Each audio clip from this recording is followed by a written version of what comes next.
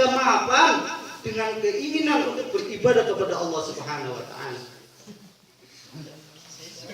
Diuji man itu tidak bisa Allah itu setelah kita asyhadu an la ilaha illallah wa asyhadu anna Muhammadar Rasulullah. Allah akan mendiamkan kita? Tidak. Allah akan menguji keimanan sampai di mana keimanan kalian. Mungkin kerjaan kita mapan. Diuji rumah tangga. Rumah tangga mapan, diuji anak.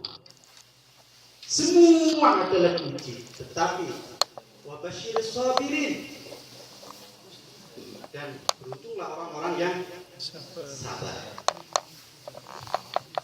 Keimanan sudah mapan di Korea. Pas pulang ke tanah air menjadi pengusaha, punya kambing yang banyak. Kambing apa ya? Punya toko baju yang besar, punya sawah yang luas, ditanami dengan tanaman yang subur makmur.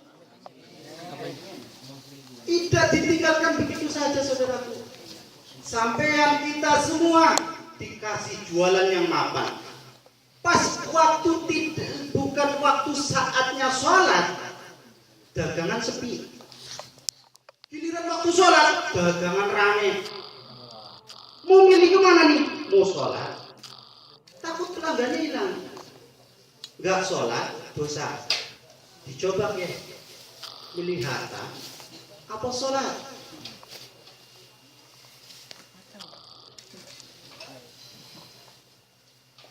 Giliran mapan, dicoba kesibukannya. Itu si kambing, waktu enggak lagi kita bukan wayahnya sholat, enggak benar, rumputnya masih banyak.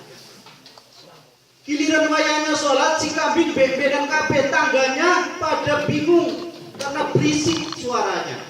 Minta makan, kita antara memilih pangarit apa mau sholat. Dicoba kesibukan duniawi. Pas isya sibuk. Pas subuh, waktu subuh terlalu capek, bangunnya kesiangan. Iman itu diuji kan, pondok diuji. Nasihatin saya sendiri maksudnya. Iya. Keimanan diuji kita itu. Bahkan dalam kehidupan ekonomi perpolitikan umat Islam itu diuji. Kita lihat umat Islam di seluruh dunia hanya mempertahankan keimanan, rela harus terusir dari negaranya. Umat Islam saudara kita di Burma diburu oleh para rahib, para pendeta Buddha. Mereka berkorban dengan nyawanya. Syria, Suriah, Irak berkorban karena negaranya perang, mempertahankan keimanan. Palestina, Gaza, Thailand, Patani, Belawan, Mindanao, bahkan di Indonesia sekarang perpolitikan membingungkan kita. Mudah digoyang-goyang keimanan kita. Media mana yang kita percaya? Akhirnya keimanan seorang muslim itu diuji. Bahkan di tingkat ekonomi perpolitikan, keimanan seorang muslim diuji. Bagaimana caranya seorang muslim tidak menguasai perekonomian? Seorang muslim tidak menguasai perpolitikan. Syariat Islam gimana caranya di blacklist, nggak usah berlaku. Karena kalau syariat Islam berlaku, yang biasa main riba otomatis tidak berlaku lagi. Akan menggantikan pengusaha-pengusaha yang berbiasa main riba. Makanya Islam, Muslim dan Islam selalu dimusuhi. Bukankah setelah berakhirnya perang dingin tahun 91 dengan bercerai-berainya Uni Soviet, itu George Bush mengatakan musuh setelah perang dunia, perang dingin adalah Islam. Bagaimana Islam, orang Islam dijauhkan dari kitab sucinya? Facebook,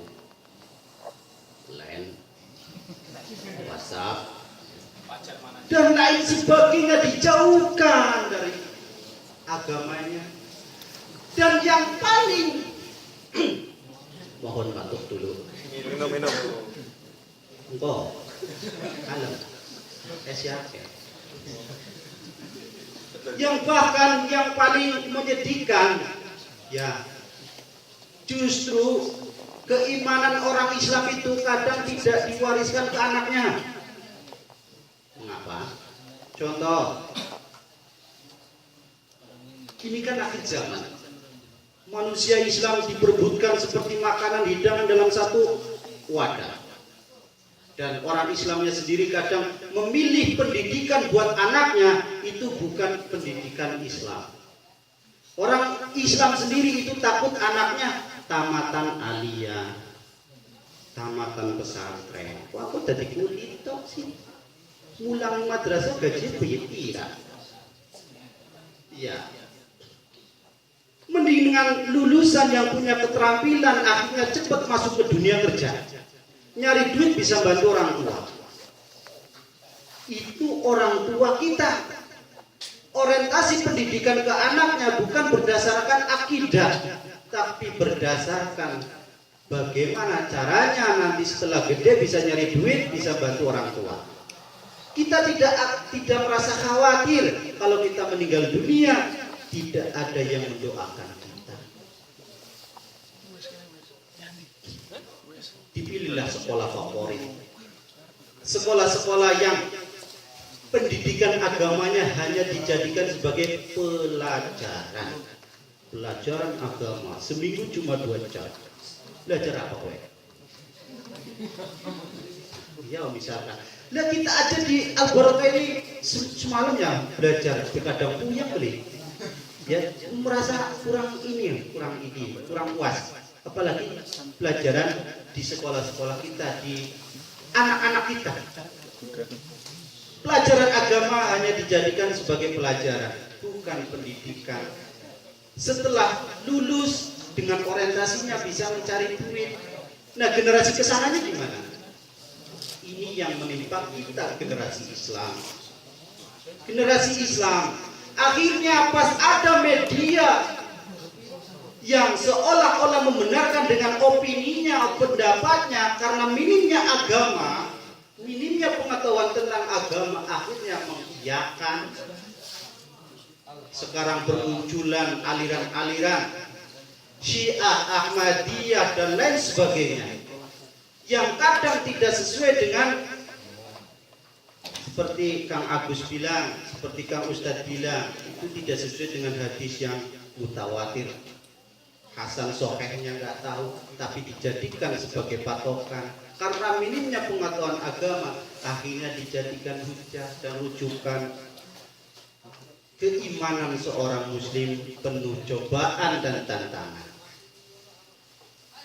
Lewat seperti inilah alhamdulillahirabbil alamin, kita di perantauan bisa dipupuk keimanan kita meskipun dalam satu malam. Kesananya wallahu a'lam, kita hanya berusaha semampu kita mempertahankan keimanan ini. Karena hanya keimanan inilah yang akan kita bawa sampai ila yaumil mati. Ila yaumil mati.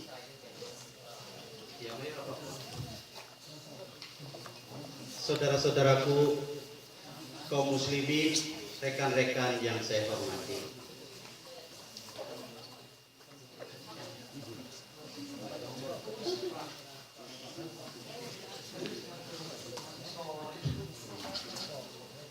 Hadirin jamaah Masjid Al-Barakah yang saya hormati. Begitulah keimanan kita sebagai muslim. Kita ngaku sebagai muslim. Dan cobaan muslim itu banyak. Contoh, waktu masa mudanya menggebu-gebu keimanan. Setelah nikah justru tidak dekat dengan masjid, sibuk dengan istrinya. Iman itu dicoba. Waktu beriman, waktu mudanya melihara jenggot. Karena penampilan sering diejek sama teman, jenggotnya dicukur. Ini kan sunnah gratis, tinggal tukul daerah. Sunnah sebagai ciri nanti kita di hadapan Allah waktu yaumil qiyamah. Di antaranya bekas wudu dan jenggot. Ya begitu Pak Ustaz. Iya kan ya? Benar. Penampilan seorang muslim harus dibedakan dengan penampilan non muslim.